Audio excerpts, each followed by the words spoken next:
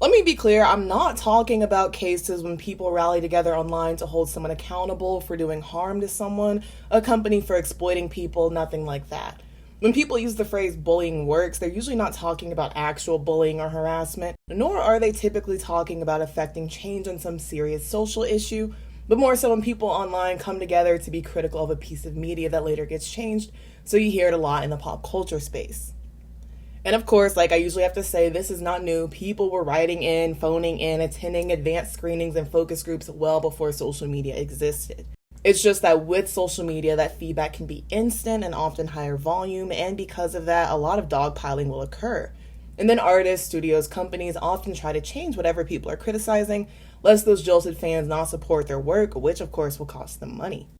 A pretty big example of this I remember was a few years ago when Paramount dropped the trailer for the live-action Sonic movie. It was kind of giving rat, not necessarily hedgehog in my opinion. And maybe that's because with a lot of these 3D animated films, they still want there to be an element of realism, so to speak, even if the source material is often purely fictional. The general consensus was that OG animated Sonic was a no-go. And in a surprising turn of events, Paramount did push the movie back about a year, and the animation team quite literally went back to the drawing board to create a more accurate, smaller-teethed version of Sonic. I remember when this went down and seeing that they were actually going to change the Sonic design, my first thought was, damn, they actually changed it. Good for them for listening, even if they likely did so that the movie went tank. Even on the new trailer, the one with the redesigned Sonic, there were comments expressing disbelief that Paramount actually listened to the backlash, same way I felt. One that really hits at the crux of this video reads, "I still can't believe we bullied an entire studio to change the design of Sonic. Good job, everyone."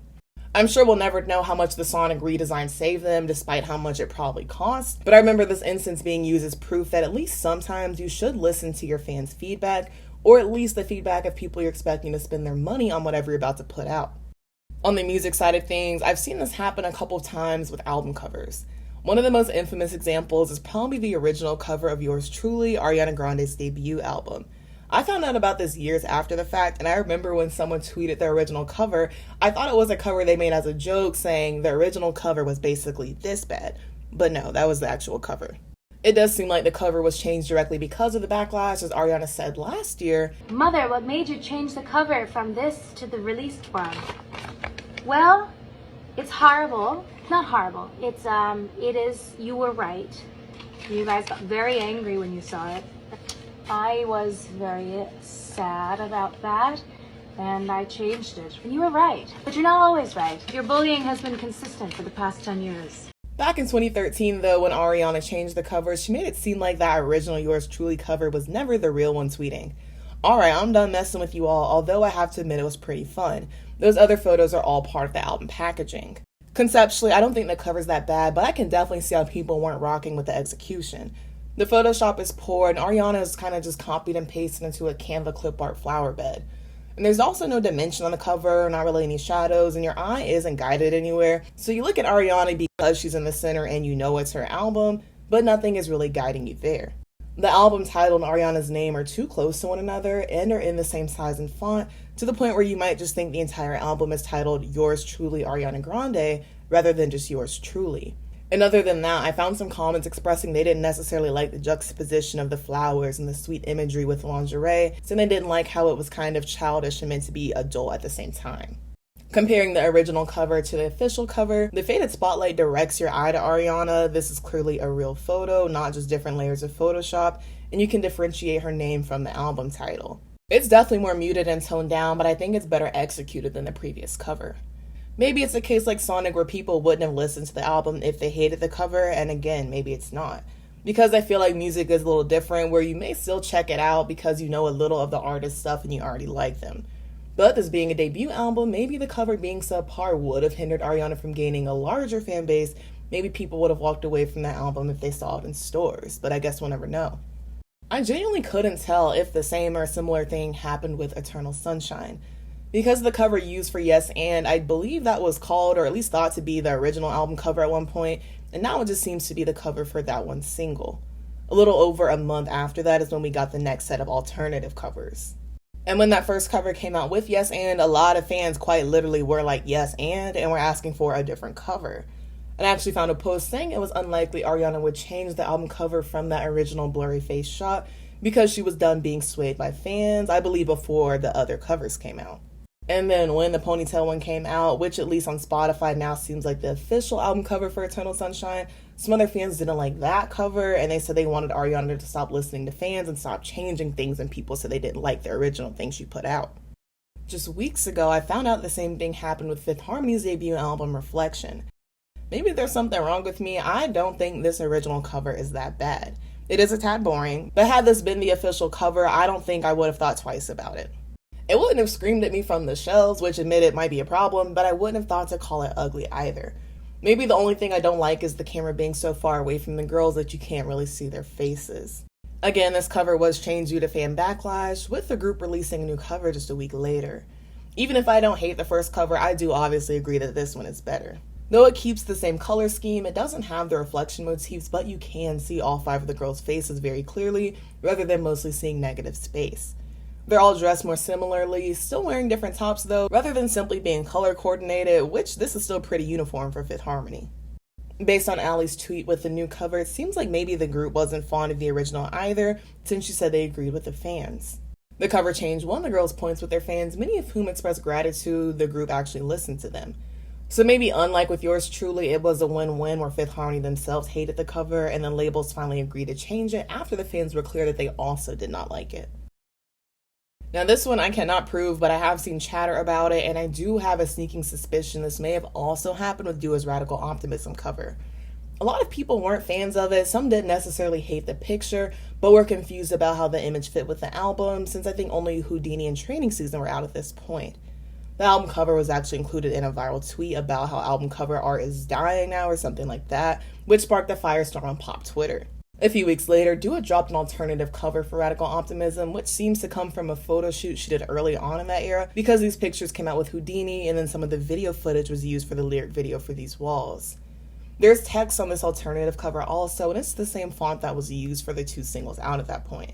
Though neither Dua nor her team responded, a lot of people have speculated that based on the timeline, the new album cover was released to give fans some sort of visual unity after being thrown off by the first cover.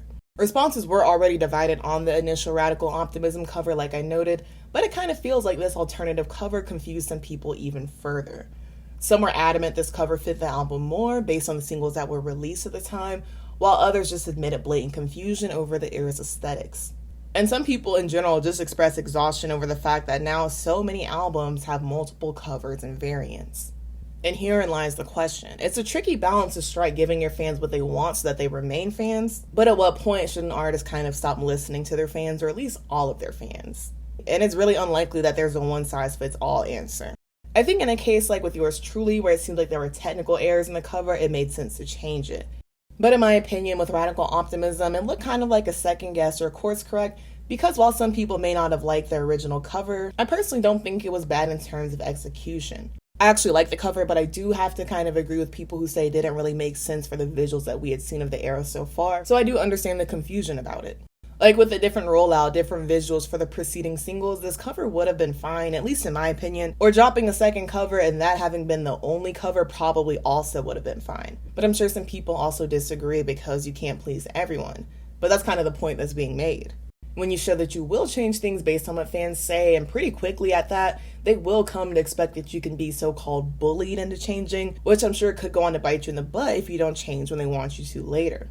And what's interesting about all of these album cover situations is that they seem to be brought on by social media.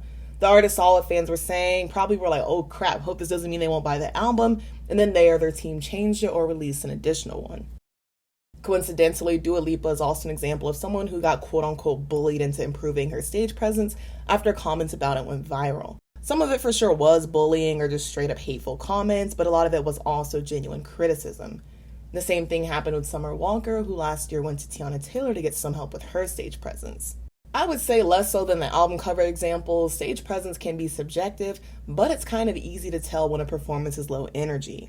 And seeing a performance live definitely costs more than an album. Like, I'll stream an album even if I hate the cover, but I'm not gonna buy a ticket to see an artist if I see clips of them giving multiple low energy performances. I don't remember how I found out about this, maybe on TikTok, maybe on YouTube, I don't remember. But there's this idol, his name is Bohman, and I believe he was a trainee first, but he was ready to make his solo debut. And so he released a self-funded song and performance video on his birthday at that, and it was kind of rough. Me, but I see in between the lines. Not unsalvageably so, but the vocals and the mixing definitely could have been better. Like, with a bigger budget, even without any singing lessons, I'm sure there are companies out there who could have polished this up and released it. And as you can imagine, Beaumont was ripped to shreds in the comments, and again, on his birthday. While some people were unnecessarily mean, a lot of people were providing constructive criticism, like notes in the vocals and the engineering and whatnot. Others were pointing out things that Beaumont did well, like the choreo, or pointing out how hard it is to even release a so-called bad music video, especially if you're funding it yourself. And probably Beaumont's worst birthday ever, but the criticism, and honestly attacks to an extent, got so bad he released a Notes app apology and unannounced his debut. Also, funniest thing ever, he actually released an on-mute version of the song after dozens of comments sarcastically begging for it. I do feel bad for him, like maybe he needs some vocal lessons, but people dragging him through the mud was kind of unnecessary, though that's what we can expect online now, sadly. But still, he handled this way better than I would have in his position. Like, on-mute version is hilarious. In the description of that video, he wrote, "Sorry, I will work harder on my next release." And that was 4 months ago, and honestly, because of this fiasco and his response, I'm kind of eager to see what he comes out with next. Sometimes it's not the vocals on the song that get people requesting something different in droves. It can be the lack of some vocals or maybe even some of the lyrics. For example, back in 2022 when Taylor Swift put out Snow on the Beach with Lana Del Rey, fans of, I think both artists, but Lana's fans especially, I would assume, wanted more of Lana's vocals on the track. Some even doubted that Lana was on the song. To me, it sounds like she's basically doing backing vocals throughout the whole song. Like, those very echoey sounding vocals are her. She's prominent at the end of each chorus, but mostly she's singing with Taylor, it sounds like. Snow on the beach.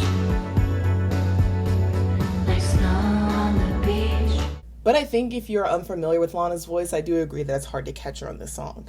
So on the Till Dawn version of Midnights, there was another version of the song added called Snow on the Beach featuring more Lana Del Rey. Taylor tweeted, "You asked for it, we listened. Lana and I went back into the studio specifically to record more Lana on Snow on the Beach. Love you, Lana." In the more Lana version, it sounds like they turned up Lana's vocals even more, that way you can hear her better, and she gets to take the lead on the second verse, which was originally led by Taylor. Reactions to this version seemed positive, saying it was good Taylor listened to her fans. Some of Lana's fans saying this version was closer to how they'd imagined the collaboration. This one I didn't even know about but stumbled across. Apparently Taylor also removed the "Hey kids, spelling is fun" from her song Me.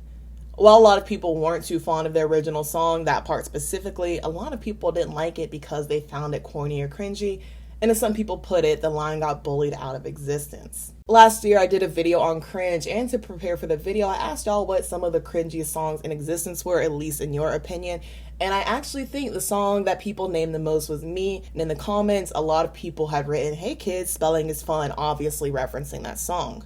It's definitely corny, I'm not gonna act like it's not, but I feel like that line fit the sort of unabashedly cheesy charm the song has, and removing it because people found it corny, which they were supposed to, goes back on the point of the song a little in my opinion.